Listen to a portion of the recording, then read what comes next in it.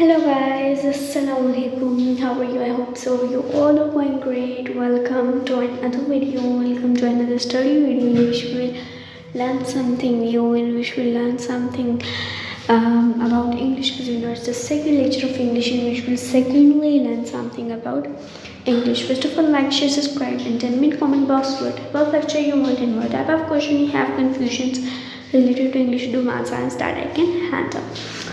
Then I want you to see all of my previous videos, whatever are they, let's say 37 to 38 previous videos. Go through them, they all are maybe of your work.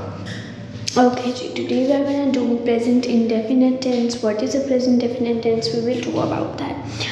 So today we will do what is a present definite tense. We did present tense.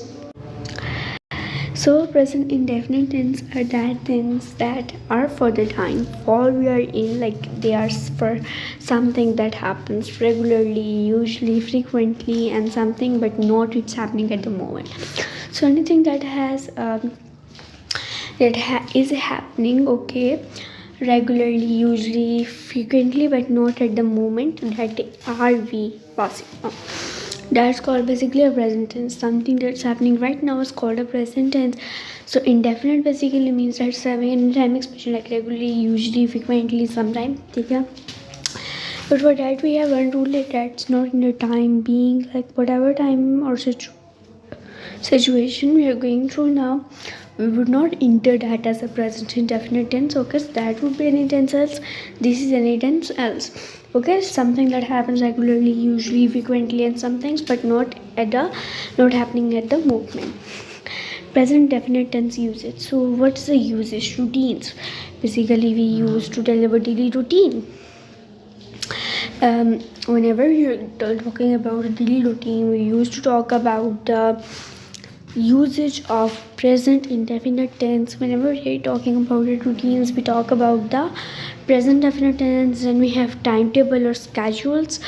So any schedule or any timetable we make, in that we also use present indefinite tense. Then scientific facts or universal truth, in that we also use when we explain something, in that we use present definite tense. And in habits, when telling the habits, we tell habit, in that we also use present definite tense.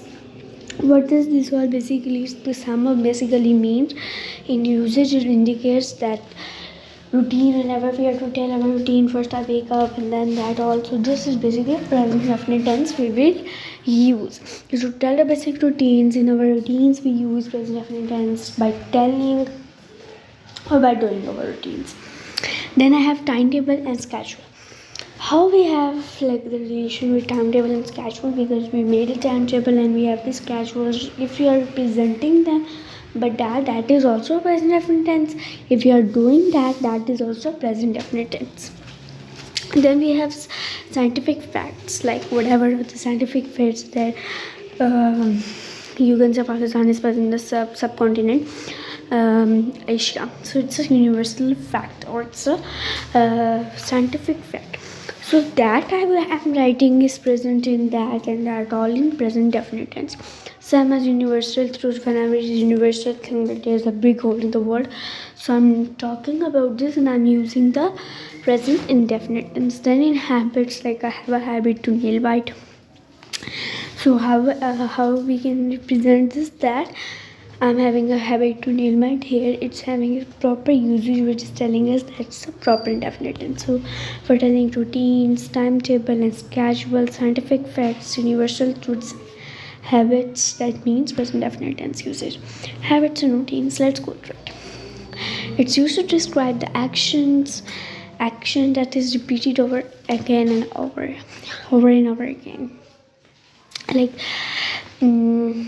something that we do first, routines and habits, like first we do something and then other day we also do that thing. That is basically routine and habit. In our daily routine, that basically means if you daily have to go to school, you wake up, you do that, and the same routine you use the same, but that means it's your habit that you do, it's your routine that you do daily by changing the things.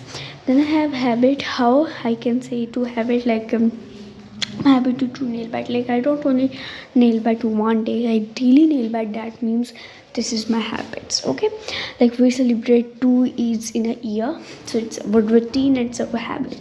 She bites her nails. I drink tea every morning. I offer Juma prayer in a mosque. John doesn't trust others easily. So these are their habits or their routines. Okay, scientific facts, universal truth. That's the basic and the most basic and the most easiest thing to go through. That it's used to describe the action that is universally true or scientifically proven. Universally true basically means world has proved that, scientists have proved that, and scientifically proven it means scientists have proved that. So it's universal truth and scientifically proven. The sun sets in the west, water flows at 100 degrees Celsius. Last one, Hazrat is the last messenger of Allah. These all are the universal truth and scientifically proven. Look, the sun sets in the first, it's scientifically proven. Water boils at 100 degrees Celsius, it's also scientifically proven. And last one is universally truth. Hazrat is the last messenger of Allah, it's universally truth. Timetable and schedule. How and what relation that this is having with timetable and schedule? Like if you go through the schedule, so here timetable and schedule, that basically means it is used to describe the action that follows a time or schedule. Basically means whenever we have a timetable schedule that we have done, we have proper arrangement for that, we have fixed a proper time for that. We do things on that time. That basically means we have a timetable or we have a schedule for something that we do. So any work we do, we have a timetable or schedule for that.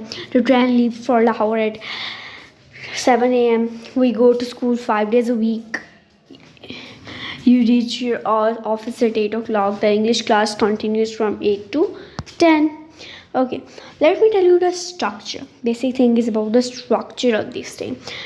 By understanding, you don't mean you have learned examples only, that you must know the structure basically. Sentence type, and I will give you some examples. If I have to make a affirmative sentence of that, if I have to make an affirmative sentence of present definite tense, what I will do? First of all, you should know that a present indefinite contains is MR plus ing form. Okay, this is clear. Then we have affirmative tense. I catch small birds. I catch small birds. Like he catch small birds. Here you can say I catch small birds, he catch small birds. These are all the structures of a present indefinite tense. That means it's not happening in the time, but it is not representing the time. It's basically not representing the time. That means we'll say it a present definite tense.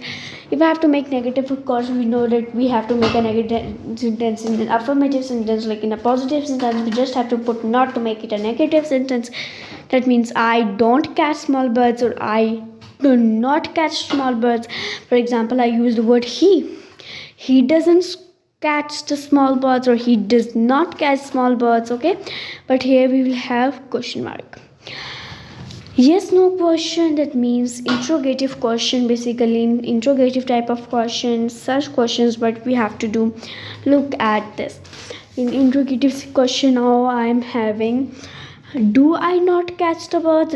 Don't I catch the small birds? And then if I have to write an example of anyone else, I will write, don't he catch small birds or doesn't he catch small birds? Like this I will write. Then if I have to make a WH question, WH word questions, what do I catch or who catch small birds? Okay, then I have anyone else, like what does he catch or cat or who catch small birds. Then I have a structure, basically a positive sentence structure. So I will go through the structure of everything, but first of all let's come to a structure of a positive sentence. So if you're writing a positive sentence, what would be the structure? So first of all, look over here, uses of s, es. Okay, like add s or es with he, she, it, or any name or singular noun. So if there's any name or singular noun or he, she, it, you have to add s or es with them. And with the verb, we will don't add ivu there. But also if there's any verb, we will not add I, we, you, they, and plural. But with the use of as or es, we will add e, he, she, it, any noun, or a singular noun with them. Structure of a positive sentence: use of s or es with the verb. Like I go to the work. So here with I am using the verb that is go. We play together. Here with play, which is a verb, I'm using we. She laughs at me. So here laugh, and it's having s, which represent that. So to the verb and a s in es, I'm using the word subject as she. Sarah watches a movie every week. So watch here es and watch and Sarah.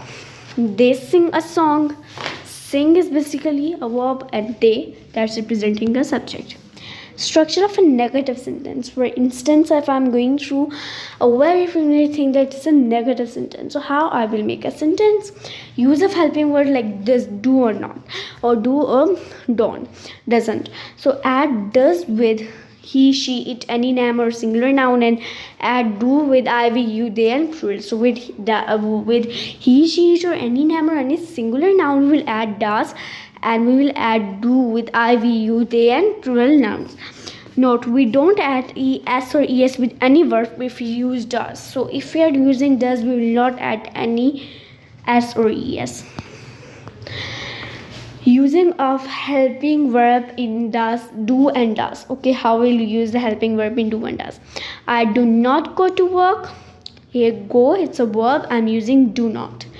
We do not play together. Play here is a verb, I'm using do not with it. She does not laugh at me. Laugh is a verb, I'm using does not with it, because the subject that I'm having is she. Sarah does not watch a movie every week. So here with watch, which a verb, I will use does not, and Sarah, as it's Sarah, she's a singular, so I will use does not. They did not sing a song. Here sing is a verb, do not I will use with that, and why I will use do not, because here it's a they do not sing a song. So here as they are plural, so we use the do not with them. Note: we don't add s or es with any verb if we use does. Again, I'm telling. Complete the following words, following sentences using one of the given verbs, like speak, live, open, drink, and close. My parents dash in a very small flat. My parents live in a very small flat. We dash coffee in the evening. We drink coffee in the evening. In dash Germany very well, and speak generally very well. The swimming pool dash at 9 o'clock, close at 9 o'clock, and dash at 6 a.m., 6 p.m. opens. No, we must write that it first would be open and then second would be close. Make negative and interrogative sentences using the correct form of verb, like Jane dash tea every often. Like do not drink. Jane does not drink tea of very often a day. What time dash in Britain? What the time the bank close? What time the bank gets closed in Britain? What dash in the evening you do? What do you do? Okay. I dash tennis very well, not play. I don't play tennis very well. Okay. So your homework that is that you have to learn about present indefinite tense. Here are some activities that you have to do. Form sentences present definite tense using uniformity, like can watch TV.